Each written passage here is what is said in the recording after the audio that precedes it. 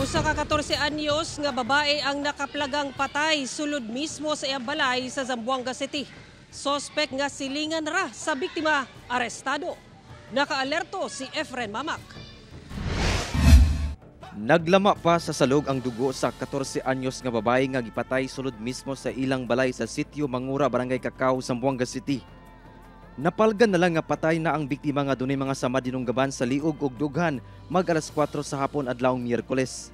Gani makita pa ang nalagpot matud pa nga headphone niini og pugong sa buhok diyang gituhoang misulay kini og sukol sa sospek. Sa investigasyon sa kapulisan, gituhoang gidunggab ang biktima gamit ang mga gunting sa mismong balay. Sumala sa kapulisan, kasamtangang nagapuyo sa iyang lola ang biktima human mipanaw ang mga ginikanan niini. Saysay sa lola, ubanon unta niya ang biktima sa iyang lakaw apan nagdumili kini. Pag uli niya, nakaplagan na lang niya ang apo sa salog nga patay na. Gilayon niya kining gireport sa otoridad. Kaya bakit ko mo siya matanem? Porque na sila kumbansinas. Quiero buscar a justicia kung si gente ang mata. Hinuon pinaagi sa hot pursuit operation. Gilayong nadakpan ang sospek nga usa ka 32 anyos nga lalaki nga habal-habal driver ug silingan ra sa biktima. Duna kunoy nakakita nga gikan kini sa balay sa biktima ug dunay mga garas sa iyang lawas. The SOCO was able to recover dalawang scissors and isang axe doon sa area.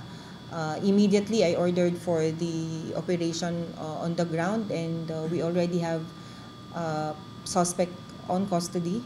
We are processing him now. Gituhuan sa kabanay nga buot hilabtan sa sospek ang biktima apan sumala sa kapulisan walay ebidensya nga gilugos ang biktima. Walang nakitang ganun yung SOCO natin. Our experts have determined that she was not raped. Walang evidence also that shows that she was raped. Ginasulayan pa sa GMA Regional TV1 Mindanao nga makuhaan og pahayag ang sospek. Padayon ang investigasyon sa krimen. Kauban si Sim Romero sa kamera. Ako si Efren Mamak para sa One Mindanao.